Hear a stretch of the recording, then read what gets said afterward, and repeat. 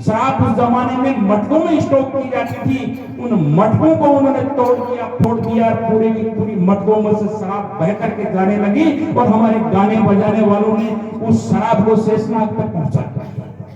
ये हमारा वास्तविक इतिहास है। हमें देवनारायण जी के वास्तविक इतिहास से सीख लेनी चाहिए। श्री देवनारायण जी 11 वर्ष की उम्र के अंदर अपने जो थे पूर्वजों के साथ जो घटना घटी थी, उनके साथ जो अत्याचार हुआ था, उसका बदला ले लिया 11 साल की उम्र में।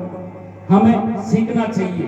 राजा दुर्जन साल को जब उन्होंने मारना चाहा, तब भूना की आंखों में आंसू आ गया कि मेरे को इन्होंने पाला था। तब देवनारायण जी ने कहा कि ठीक है, इसको नहीं मारते, इसे समझौता करते हैं। और समझौते में पता है आपको क्या हुआ था? किसानों की लगान माफ करनी पड़ेगी, सबको शिक्षा का अधिकार देना पड़ेगा और सबको मंदिरों में जाने का अधिकार देना पड़ेगा राजा जी, तो आपको जीवन दान दिया जा सकता है, वरना नहीं। तो ऐसा हमारा गौरवपूर्ण इतिहास था। बगराउतों के बारे में लक्ष्मी कुमारी चूड़ावत और अन्य कईयों ने कथाएं लिखी कि ये तो मात्र गुवाड़े थे।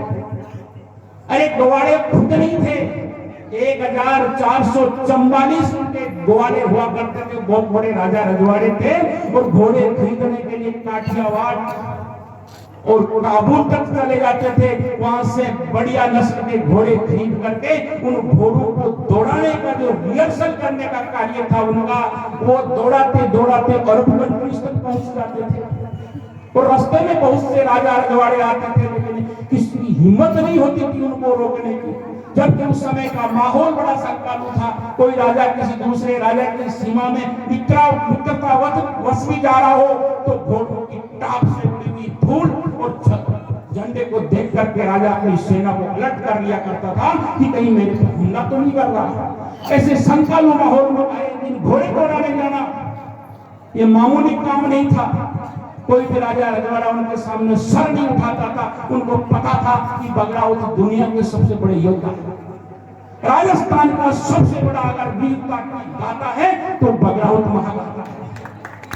बगराउत महाभारत, भारत का मतलब अगर गहराई में जाओ, क्योंकि मैंने हिंदुस्तान के कोने कोने में समाज के बड़े बड़े सेमिनार अटेंड किए, मुझे पता इतिहास के बारे में क्या बहुत लंबा हो जाएगा।